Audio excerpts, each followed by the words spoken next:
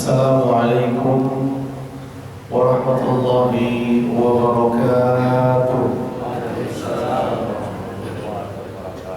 Alhamdulillahi rabbil alamin. Wa bihi nasta'inu ala umuri dunya waddin. Wassalatu wassalamu ala habibina al-Mustafa wa ala alihi wa ashabihi wa man tabi'ahum bi ihsanin ila yaumiddin, amma ba'd. Kaum muslimin dan muslimat, jamaah Miftahul Jannah, semoga Allah Subhanahu wa taala senantiasa merahmati dan meridhai kita semua. Amin. Pertama-tama, marilah kita senantiasa membiasakan lisan kita dengan berzikir kepada Allah Subhanahu wa taala, dengan memuji Allah Subhanahu wa taala, dan selalu mensyukuri nikmat-nikmat yang Allah Subhanahu wa taala selalu dan senantiasa limpahkan kepada kita. Alhamdulillah, di pagi hari yang insya Allah penuh dengan keberkahan ini, atas izin dan nikmat dari Allah, kita mampu melaksanakan kewajiban kita, yaitu salat subuh berjamaah. Kita berharap dan berdoa kepada Allah Subhanahu wa taala, semoga Allah Subhanahu wa taala menerima amal ibadah yang kita lakukan sebagai amalun soleh. Alhamdulillah, kita bersyukur kepada Allah Subhanahu wa taala. Ini merupakan karunia dan nikmat yang besar ketika seorang muslim mampu melaksanakan salat di waktu pagi.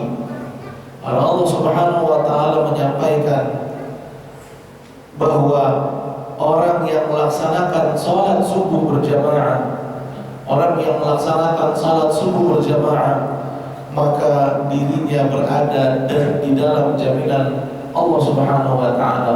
Allah akan menjaminnya.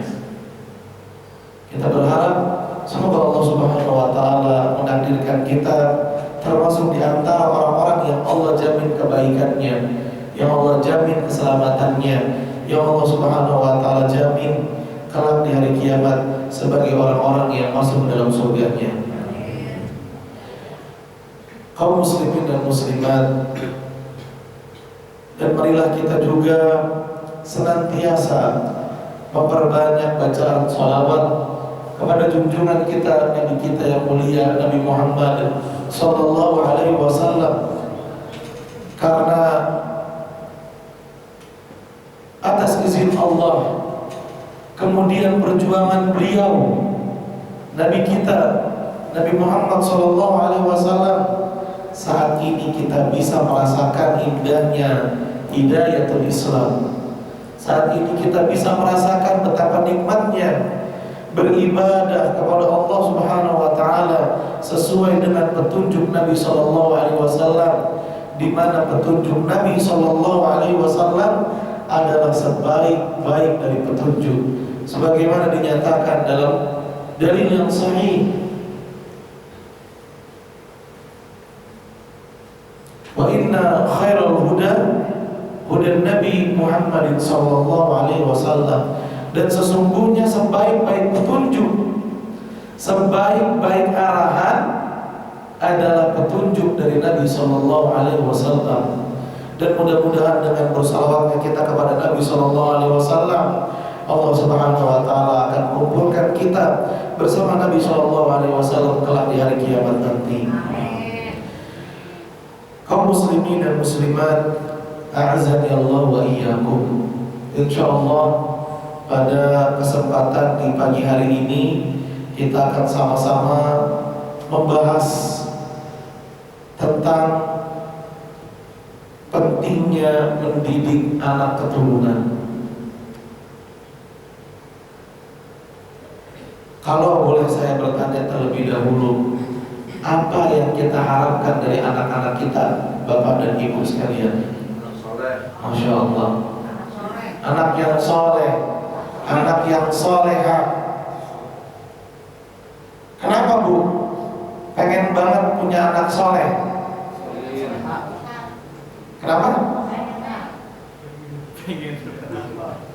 Dan membantu orang tuanya. Pengennya doang. Pengen aja ya, jangan pengen aja. Kalau kita menginginkan sesuatu, punya cita-cita tuh harus ada alasannya. Jangan pengen aja.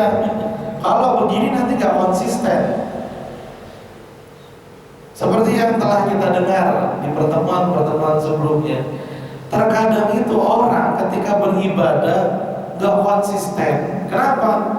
Karena dia ngejalaninnya begitu aja.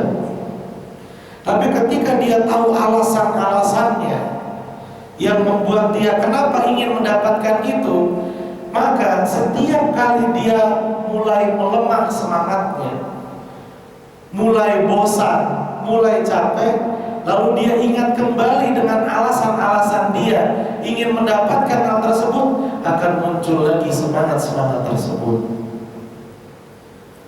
Kenapa Bu? Pengen banget punya anak soleh. Karena kalau punya anak soleh gak capek nyuruhnya buat sholat.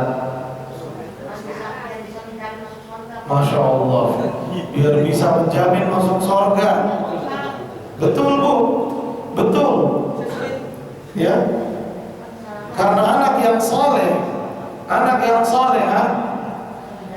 itu investasi yang paling mahal, investasi yang paling mulia bagi orang tuanya. Investasi itu apa sih? Sesuatu yang bisa terus memberikan kebaikan buat kita. Ini keuntungan yang gak akan pernah rugi pemiliknya, Pak. Sebab Nabi SAW mengatakan, "Idza mata ibnu Adam in qata'a 'amaluhu illa min thalathin." Kalau seseorang meninggal dunia, maka dia nggak bisa dapat pahala lagi.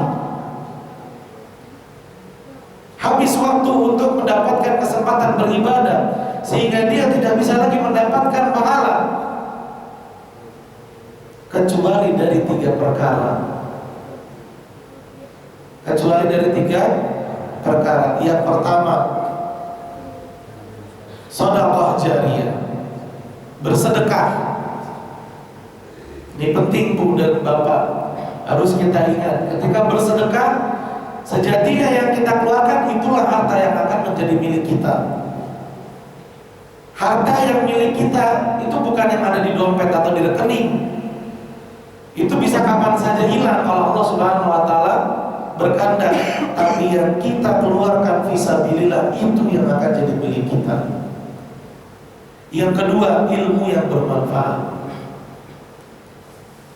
Ilmu yang kita ajarkan, walaupun ilmu tersebut ilmu yang ringan, sekedar mengajarkan kepada anak surat Al-Fatihah, surat Al-Ikhlas, maka selama anak tersebut membaca surat itu, selama itu pula lah kita mendapatkan pahala. Dan yang ketiga, waladun sholihun yad'u lahu, anak yang soleh yang mendoakan orang tuanya. Nabi SAW mengabarkan bahwa orang yang baik adalah orang yang bisa meninggalkan jejak yang baik. Di antara bentuk jejak yang ditinggalkan oleh seseorang adalah anak yang soleh. Kebayang gak Bu? Kebayang gak Pak? Apabila jasad kita telah dikubur di dalam tanah, kita sudah gak bisa beribadah, tapi ternyata pahala terus mengalir buat kita. Coba bayangkan Pak, kita sudah gak bisa beribadah, gak bisa sholat, gak bisa zikir, tapi pahala terus mengalir buat kita. Dari mana? Dari anak soleh yang telah kita didik, yang telah kita ajarkan, yang kita dampingi.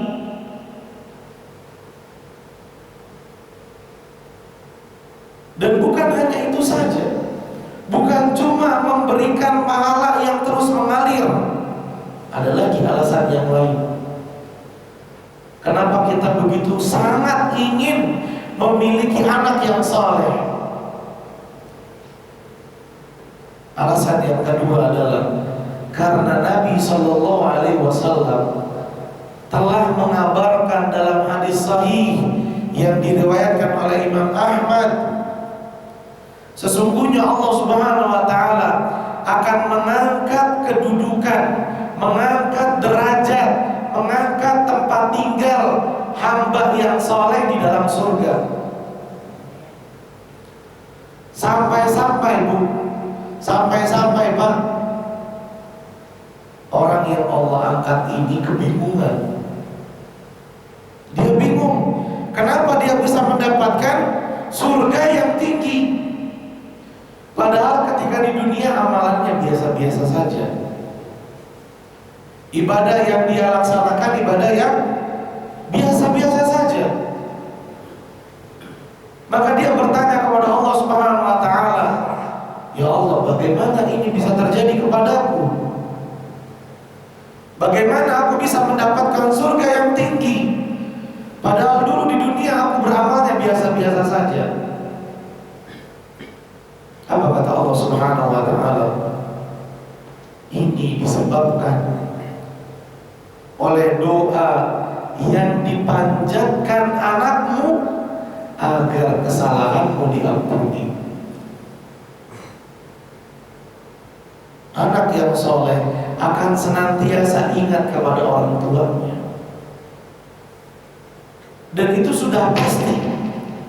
Allah Subhanahu Wa Taala akan menjadikan hati anak tersebut selalu ingat akan kebaikan orang tuanya, sehingga lisannya, sehingga mulutnya senantiasa basah dengan ucapan Rabbi firli wali walidayya.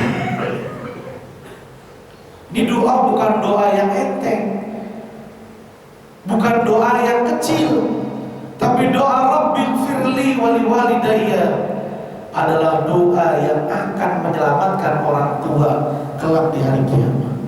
Dan hanya anak-anak soleh, hanya anak-anak soleha yang akan terus selalu mengucapkan doa-doa tersebut.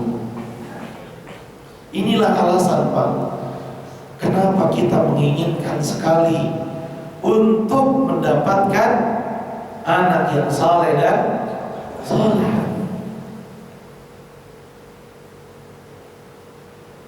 Setiap orang tua itu sudah pasti sangat menginginkan punya anak soleh. Makanya banyak orang tua yang selalu berdoa kepada Allah agar anak-anaknya dijadikan oleh Allah Subhanahu Wa Taala sebagai anak-anak yang soleh dan solehah. Dan perlu kita ingat Pak, bahwa anak yang kita miliki sejatinya itu adalah titipan dari Allah Subhanahu Wa Taala. Namanya barang titipan harus diapain Pak? Dijaga. Ya, ini harus kita ingat. Karena beda orang ketika menganggap suatu barang sebagai miliknya dengan barang sebagai titipan, beda perlakuannya. Orang kalau menganggap barang sebagai miliknya, mau diapain aja terserah. Kadang perlakuannya sembarangan, kalau bisa kita bilang secara bahasa mudanya. Orang barang-barang saya, mau saya apain juga terserah saya. Tapi ketika seseorang merasa barang yang ada di tangannya adalah titipan yang harus dia jaga, ini gak bakalan sembarangan Pak. Ini ada miliknya, bukan punya saya, harus saya rawat. Kalau mau digunakan, digunakan semestinya. Nah ini yang harus kita bangunkan dalam diri kita, bahwa anak-anak keturunan kita, anak-anak yang berada bersama kita, itu adalah titipan dari Allah Subhanahu Wa Taala yang harus kita jaga. Gimana cara jaganya Pak? Bagaimana cara ngejaga anak? Dididik. Betul Bu, dididik Bu. Dan ini kebanyakan yang sudah mulai dilupakan oleh sebagian orang tua. Dilupain bagaimana Ustaz? Kebanyakan orang tua merasa tugasnya terhadap anak hanya sekedar membesarkan saja. Yang penting dikasih nafkah, anak itu gede, alhamdulillah. Lupa akan tugas utamanya, yaitu merawat anak tersebut, mendidik anak tersebut, mendampinginya agar menjadi hamba Allah yang soleh. Sungguh akan sangat merugi, akan sangat menyesal orang tua yang tidak perhatian terhadap pendidikan anaknya, menganggap tugasnya hanya sekedar membesarkan anak. Selama tuh anak dikasih nafkah, lahirnya udah beres. Ini salah. Ini salah. Dan sungguh akan beruntung, akan bahagia para orang tua yang begitu peduli, sangat perhatian terhadap pendidikan anak-anaknya. Karena dia merasa bahwa tugasnya bukan hanya sekadar membesarkan, tapi juga turut mendampingi anak agar bisa tumbuh menjadi orang yang soleh. Sebagian orang tua menganggap udah besar, waktunya sekolah, dimasukin ke sekolah, udah kelar. Padahal sekolah itu bukan laundry, Pak. Apa maksudnya sekolah bukan laundry? Sebagian orang menganggap kalau anaknya masuk sekolah, dia maunya terima beres, sudah bersih anaknya. Bisa gak kayak gitu, Pak? Gak bisa. Makanya sekolah itu bukan laundry. Yang kita masukin baju kotor, pokoknya keluar dari laundry bajunya udah halus, gak bisa. Artinya ketika orang tua sudah menyekolahkan anaknya, bukan berarti tugas mendidik anak selesai, tidak. Tapi hendaknya orang tua juga terus mendampingi, memperhatikan apa saja ilmu yang didapat oleh anaknya. Apapun sekolahnya, Pak.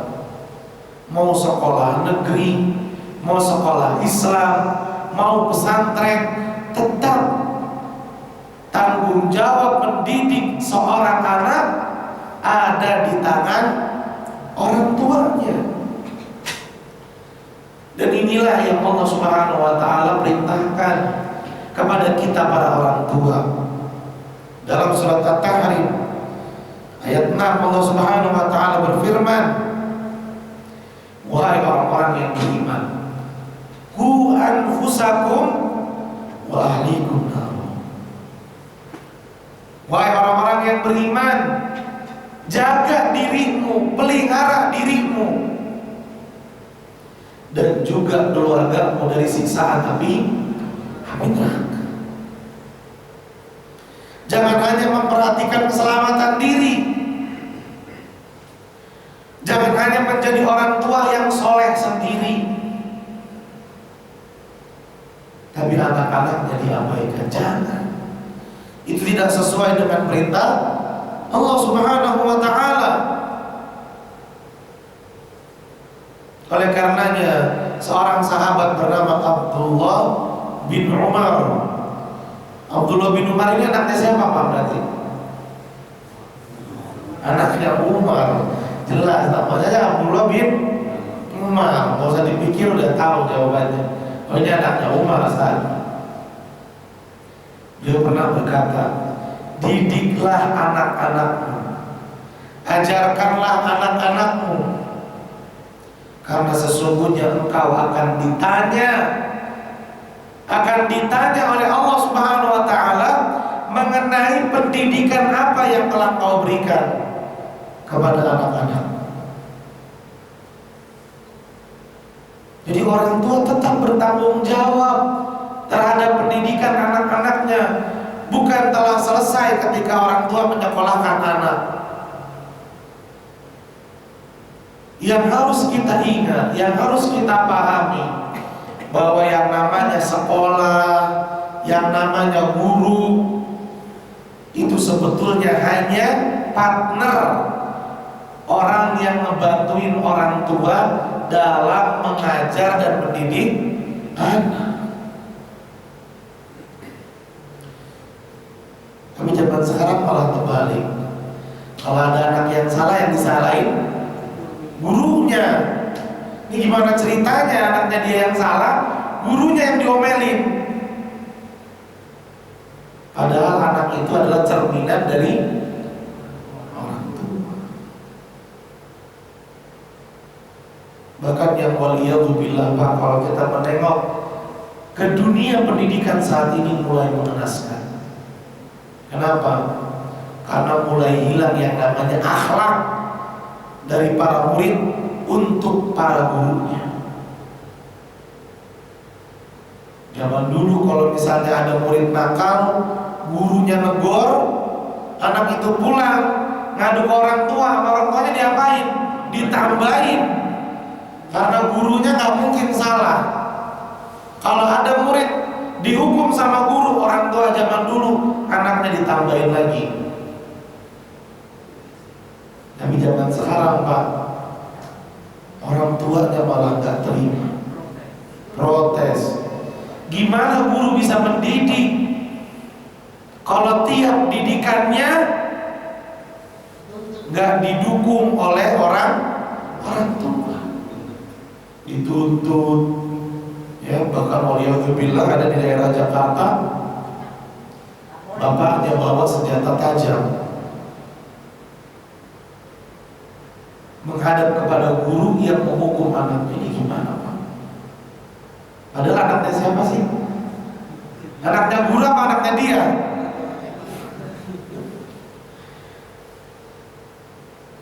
Ini artinya, Pak, zaman semakin kesini semakin mengkhawatirkan. Sebagaimana Nabi SAW bersabda, zaman itu semakin kesana semakin bertambah fitnahnya demi fitnah. Jadi orang tua harus lebih ekstra, harus lebih peduli. Zaman dulu, Pak, kalau orang pengen nonton bioskop, ngumpet-ngumpet, takut ketahuan guru, takut ketahuan orang tua. Zaman sekarang bioskopnya di dalam kamar. Lewat apa, Pak? Handphone. Maka orang tua ini nggak bisa diem aja. Guru mengajarkan, orang tua mengajarkan, tapi kalau tidak memperhatikan terhadap pergaulan anak, bisa bablas. Jadi harus memperhatikan. Masya Allah, orang tuanya bagaimana nih? Ya, jangan main handphone, nak. Tapi dia melarang sambil megang. Nah, nanti kita akan kutip, Ibu, ya, dalam mendidik. Jadi orang tua itu pendidik pertama bagi anak, dan rumah adalah tempat belajar bagi anak. Mulai dari rumah kita ajarkan anak, gak harus yang besar-besar, tapi kita tanamkan pendidikan akhlak yang baik. Kita tanamkan pendidikan akidah yang lurus. Kadang ada orang berkata, saat masih kecil aja udah diajarin agama, udah biarin, namanya anak kecil. Tidak, justru dari kecil biasakan. Nabi SAW saja gak jarang mengajarkan kepada para sahabat yang masih kecil. Ada sahabat yang ditunggangi, ada sahabat yang diboncengin sama Nabi SAW. Kemudian sama Nabi diajarkan pendidikan akidah. Apa kata Nabi SAW? Wahai anak kecil, aku akan mengajarkan kepadamu beberapa pelajaran. Apa kata Nabi? Ihfadillah yahfaduka. Jaga Allah, Allah akan menjagamu. Coba bayangkan, Pak, ini kalau kita telisik berat maknanya, tapi Nabi tetap mengajarkan kepada seorang anak. Jaga Allah, wahai anak, niscaya Allah akan menjaganya. Dan kalau kamu mintanya sama. Nah ini pendidikan Pak. Kalau anak kita minta mainan, minta jajan, didik dia dulu. Nah minta dulu sama Allah, berdoa sama Allah, baru setelah itu kita berikan. Agar apa Pak? Agar anak dari kecil terdidik menggantungkan keinginannya hanya kepada Allah. Karena kalau kita menggantungkan kepada manusia, kebanyakan kecewa. Tapi kalau kita menggantung kepada Allah, beres. Wa man yatawakkal 'ala Allahi fa huwa hasbuh. Siapa yang bergantung kepada Allah sudah cukup. Siapa yang ngomong, Allah sendiri yang ngomong. Kita ajarkan, kita didik. Walaupun masih kecil. Dan pendidikan apa Pak yang harus kita utamakan? Pendidikan apa Bu? Nah itu dia, Masya Allah, berarti ya jemaah di sini udah luar biasa. Nanti kita bukan belajar baru, ini murojaah namanya. Udah pada punya ilmu. Pendidikan agama, dan ini yang harus jadi prioritas, bukan pendidikan dunia. Salah kaprah ketika orang tua melihat rapot nilai agamanya merah, tapi nilai umumnya bagus, dan gak apa-apa. Oke Bu, kita bertanya, kita jawab jujur, mana yang lebih ramai, mana yang lebih banyak diminati, mana yang berani lebih dibayar mahal? Kursus pelajaran umum apa kursus pelajaran agama? Umum mau bayarnya kayak apa juga ayo. Tapi giliran belajar agama, gurunya dinego. Ini gimana pemikirannya? Terhadap dunia dikejar, buat akhirat ditawar. Belum sampai. Ininya belum sampai. Oh ininya belum sampai. Padahal kata Nabi SAW, Pak Bu, ini penting buat rumus hidup kita. Ini penting jadi konsep hidup kita. Siapa yang tujuan hidupnya mengejar dunia, Allah cerai beraikan urusannya. Allah jadikan kerjaannya susah, sehingga dia merasa pekerjaannya gak pernah ada habisnya. Datang ini, datang yang itu lagi. Selesai ini, datang yang lain lagi. Bahkan ini belum kelar, udah datang lagi yang lainnya. Dan Allah akan jadikan hatinya gak pernah merasa tenang dan cukup. Gajinya besar, tapi selalu merasa kurang. Nyaman gak Bu kayak begini? Gak akan pernah nyaman. Bahkan kalau ada 8 hari, mungkin 8 hari dia kerja. Kalau jam itu lebih dari 24 jam, dia bakalan kerja lebih dari 24 jam. Dan ini hukuman dari Allah buat orang yang ngejar-ngejar dunia. Tapi siapa yang tujuan hidupnya untuk mengejar ridho Allah, untuk mendapatkan kehidupan yang baik di akhirat, Allah mudahin urusannya, Allah gampangin, Allah buat urusan dia akan mudah untuk diselesaikan, sehingga dia punya banyak waktu untuk kegiatan yang lain. Coba Bu, cek sendiri. Orang yang suka datang kajian itu kelihatannya kayak orang gak ada kerjaan. Bukan gak ada kerjaan nganggur ya Bu, maksudnya kerjaannya tuh kayaknya ringan. Makanya dia bisa ngikut kajian di situ, kajian di sini, kayak banyak waktu. Tapi orang yang gak pernah ikut kajian, tanyain deh, besok ada kajian, ikut yuk. Jawabannya apa? Aduh saya sibuk. Betul gak? Saya gak ada waktu. Padahal waktunya dia sama waktunya kita sama-sama 24 jam 7 hari. Emang beda?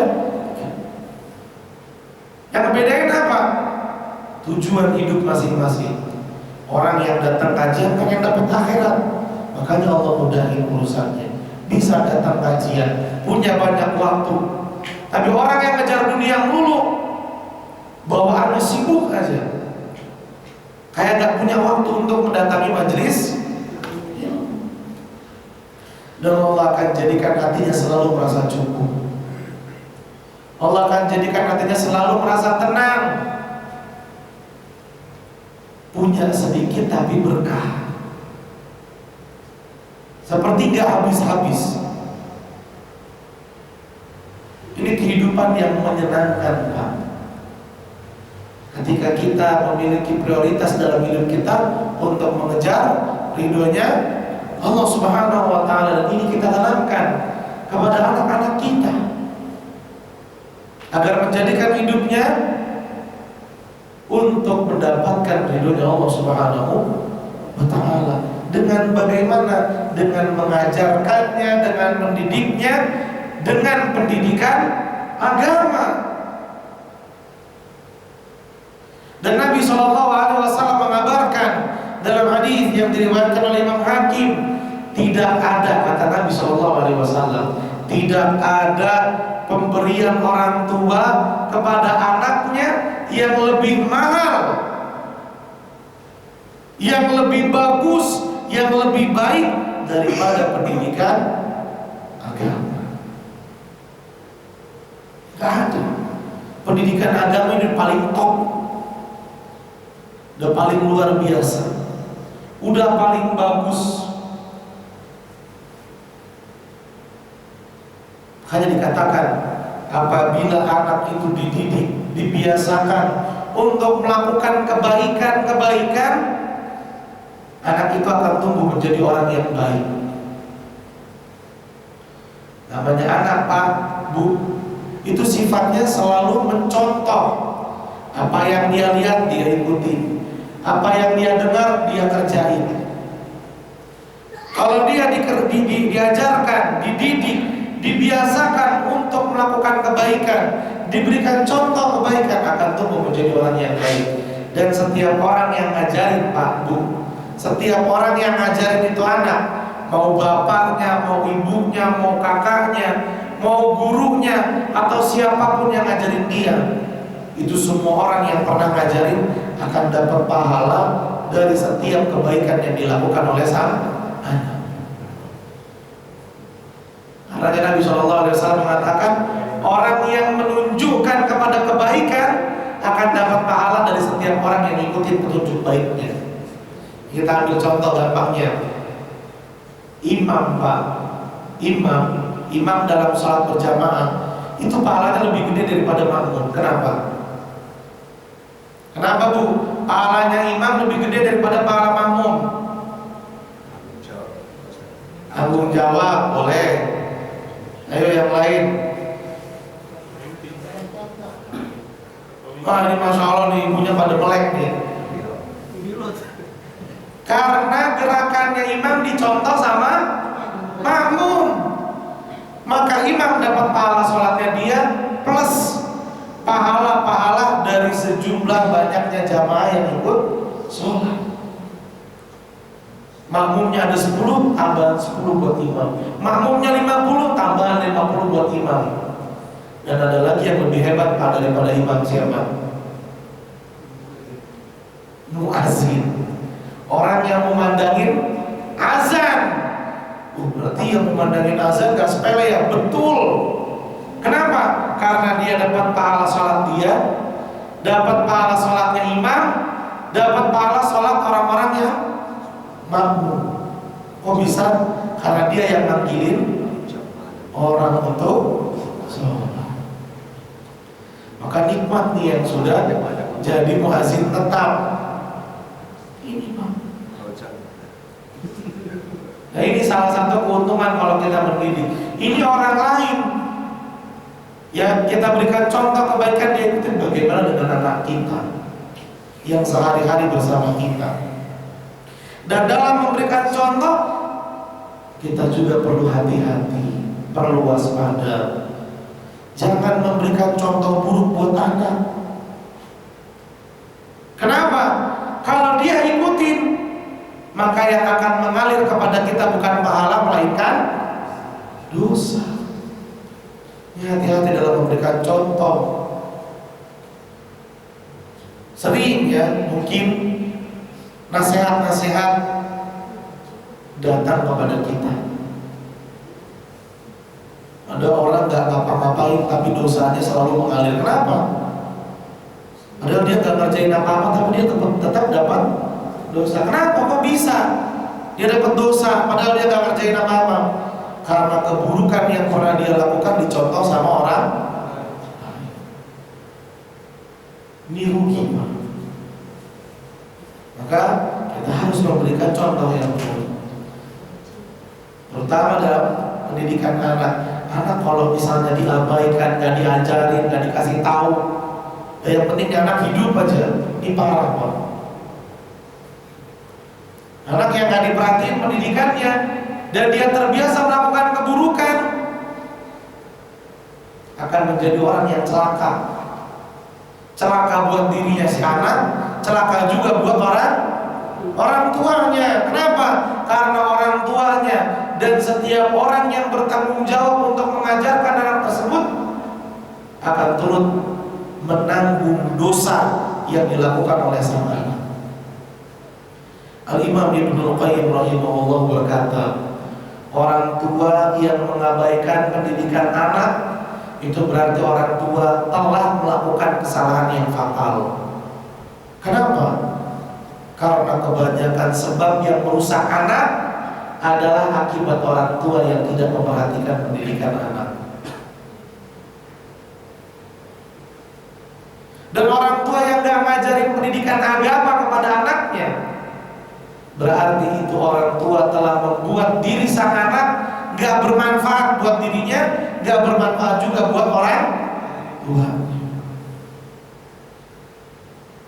Ini perlu diwaspadai. Lantas gimana caranya mendidik anak yang baik itu gimana? Yang paling utama adalah dengan memberikan contoh pendidikan dari orang tua. Ada sebagian orang tua beralasan, aduh saya belum bisa ngajarin anak. Kenapa Pak? Karena ilmu saya belum cukup. Boleh beralasan seperti itu, tapi contoh baik dalam akhlak jangan pernah kita tinggalkan. Berikan contoh yang baik, seperti yang tadi disebutkan oleh para ibu. Anaknya dilarang nonton, bapaknya sendiri nonton. Bagaimana anak bisa mengikuti arahan dari orang tua kalau yang dia lihat contoh yang menyelisih perkataannya sendiri? Ada orang tua gak senang kalau lihat anaknya kebanyakan main handphone. Pengennya orang tua itu anaknya pegang-pegang, banyak pegang Al-Quran atau buku pelajaran. Tapi kalau orang tuanya pulang ke rumah yang dipegangin,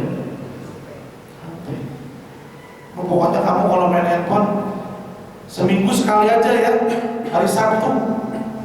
Tapi orang tua sampai mau tidur masih megangin handphone. Anak bagaimana bisa mengikuti arahannya kalau orang tua itu menyelisih perkataan sendiri? Ada pepatah dalam bahasa Arab, kaifa istaqama dhillu wa 'uduhu a'waj.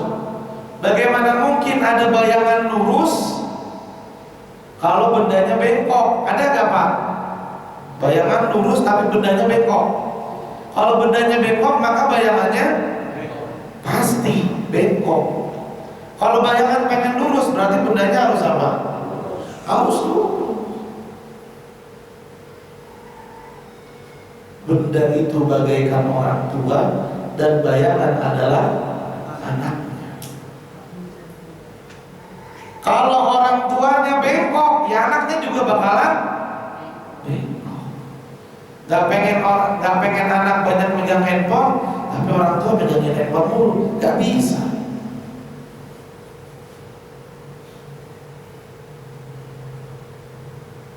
Tapi ketika orang tua itu lurus, insya Allah anak juga akan lurus. Yang kedua yang harus kita perhatikan dalam mendidik anak, selain memberikan contoh yang baik, adalah sabar. Sabar, ini penting Pak. Kenapa kita butuh kesabaran, Ibu, dalam mendidik anak?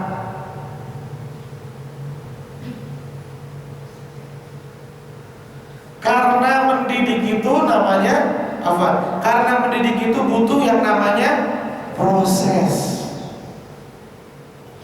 Mendidik itu butuh proses nggak Pak?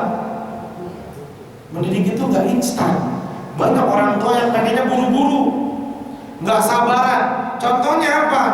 Melihat anak nakal langsung dimarahin. Ini nggak boleh. Digebukin, nggak tahu juga.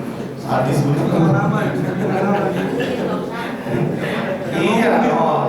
Boleh nggak Bu ngegebuk anak?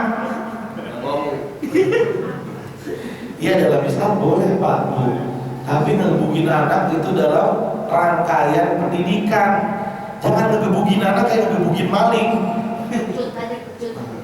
Nabi SAW mengajarkan apa? Ajarkan anakmu untuk sholat ketika mereka berusia 7 tahun. Kalau mereka udah 10 tahun disuruh sholat gak mau, silakan dipukul. Kata para ulama, dipukul dengan pukulan yang tidak membekas. Boleh, tapi perlu diperhatikan. Tetap kesabaran itu diutamakan. Jangan main apa-apa langsung digebuk. Ya didekatin dulu, dinasehatin dengan penuh kasih sayang. Anak insya Allah akan senang mengikuti. Karena kalau anak dimarahin, memang kadang dia ngikutin Pak. Kapan? Kalau ada bapaknya, kalau ada ibunya. Tapi kalau orang tuanya nggak ada, udah bablas lagi. Ini bahayanya kalau dalam mendidik ia diutamakan kekerasan. Dan bahaya Pak dalam memberikan pendidikan yang keras kepada anak. Tegas boleh, tapi kalau keras tidak. Contoh, para bapak nih biasanya, atau para ibu yang udah capek dengan kerjaannya. Bapak yang baru pulang dari kantor merasa capek dan lelah. Ibu yang habis kelar masak, ngebedahin rumah, baru pengen rebahan, dan bapaknya baru pengen masuk. Ternyata rumahnya kayak kapal pecah. Pengennya kalau bapak pulang ke rumah tuh gimana Pak? Rumahnya rapi, wangi, bersih.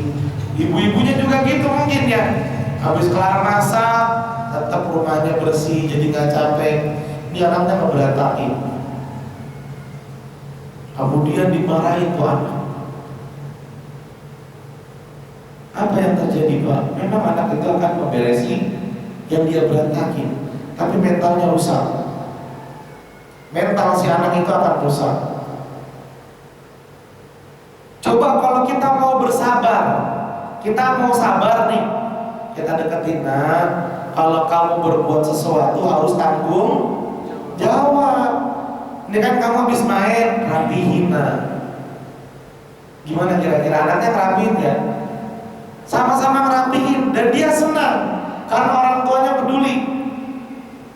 Dimarahin dia ngerapihin dengan cara yang lemah lembut, dia juga ngerapihin. Cuma ada yang berbeda Pak. Kalau dengan kasih sayang, dia akan hormat dengan orang tuanya. Dia akan selalu ingat dengan pesan orang tuanya. Sehingga kalau orang tuanya nggak ada, dia bermain berantakan, tetap ujung-ujungnya dia bakalan rapihin. Tapi kalau dimarahin Pak, ini berantakin. Awalnya dia itu selalu menunggu kedatangan bapaknya dari kantor. Oh bapak lama banget pulang, dia rindu, pengen buru-buru bapaknya pulang. Tapi karena dia dimarahin mulu, jadi apa Pak? Jadi gak senang kalau ada bapaknya di rumah. Banyak anak gak betah dengan orang tua. Kenapa? Kenapa Pak? Karena banyakan dimarahin, kebanyakan diomelin. Jadi nggak betah anak tersebut. Kalau anak udah nggak betah dekat dengan orang tua, apa yang terhalang? Yang terhalang adalah anak tersebut sulit untuk berbakti kepada orang tua. Kalau kita bersabar, insya Allah dampaknya akan baik. Karenanya Allah Subhanahu wa taala berfirman, "Wa'mur ahlaka bis-shalah wastabir 'alaiha." Perintahkan keluargamu buat sholat dan hendaknya kamu yang memerintah sabar nggak bisa instan. Segala sesuatunya itu perlu proses, dan dalam menjalani proses perlu yang namanya kesabaran. Kemudian yang ketiga, ini juga perlu Pak, ada kaitannya dengan kesabaran tadi. Yang ketiga adalah jaga ucapan. Kalau orang tua gampang marah, ucapan yang keluar baik apa buruk? Dasar anak ini, padahal anaknya dia. Kalau anaknya rusak, yang rugi siapa Pak? Tetangga, Pak RT. Gak ada urusan, yang rugi dia. Tapi kalau dia sabar, anaknya berbuat salah, dia memaklumi, oh ini namanya masih kecil, tanggung jawab saya, sabar, ajarin, ingetin, nasehatin. Terus yang keluar apa? Oh anak soleh, ayo dong dirapiin mainannya. Yang keluar ucapan-ucapan baik Pak. Dan ucapan itu bisa menjadi doa. Kata Nabi SAW, ada 3 doa yang pasti dikabulkan oleh Allah dan tidak ada keraguan sedikit pun. Benar-benar tuh doa bakalan dikabulin oleh Allah Subhanahu wa taala. Yang pertama, doanya orang yang berpuasa. Nah, sekarang kita puasa, berarti kesabarannya harus lebih besar terhadap anak. Doanya orang puasa dikabulin sama Allah. Yang kedua, doanya orang tua kepada, dapat 2 poin berarti di perkataan kita buat anak. Udah dalam keadaan puasa dan kita orang tua. Yang ketiga, doanya orang yang pergi safar. Coba bayangkan Pak, ketika orang tua murka, marah dengan kesalahan anak, lalu dia berucap kalimat-kalimat yang kasar, kalimat-kalimat yang buruk, pas banget dengan waktu mustajab, waktu yang kalau orang berdoa pada saat itu langsung dikabulkan sama Allah. Allah kabulin itu perkataan. Apa yang terjadi Pak? Yang terjadi adalah penyesalan.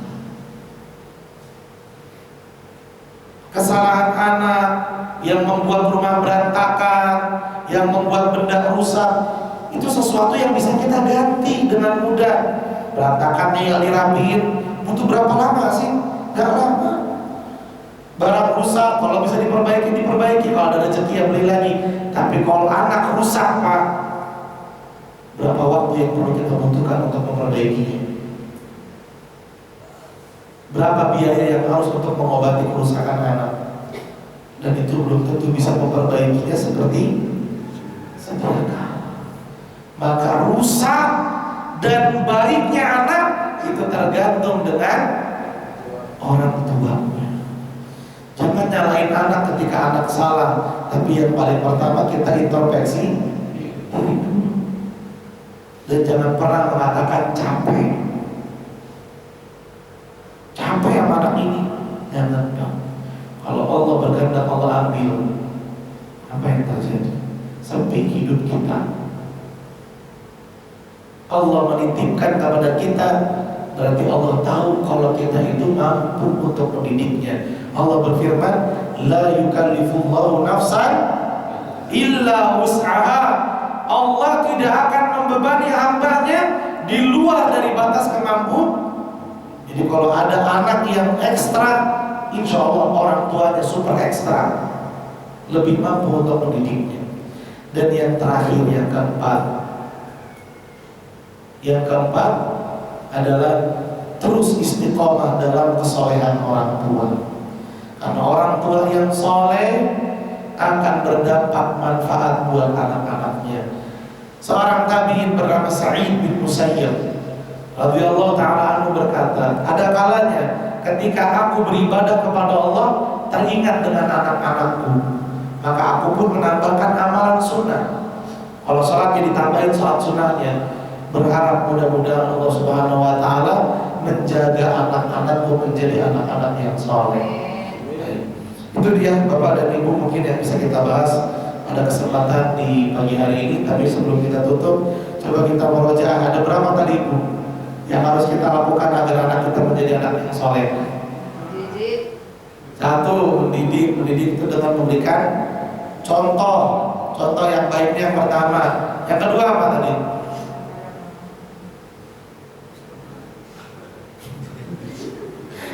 Yang kedua, ayo Bu.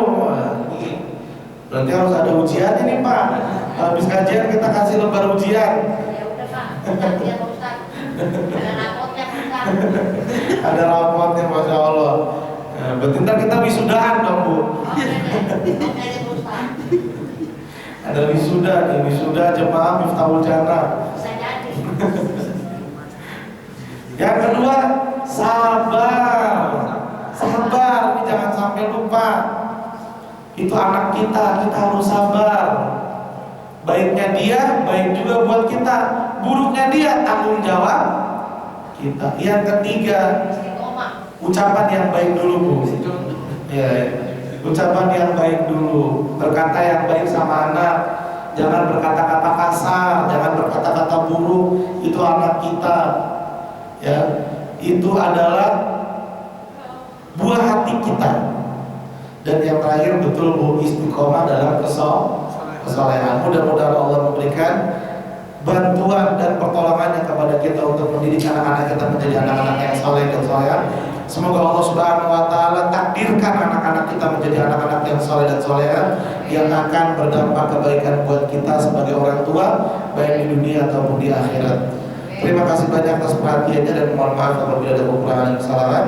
Mari kita tutup dengan membaca doa kafaratul majlis. Subhanakallahumma wa bihamdika, asyhadu an la ilaha illa anta, astaghfiruka wa atubu ilaik.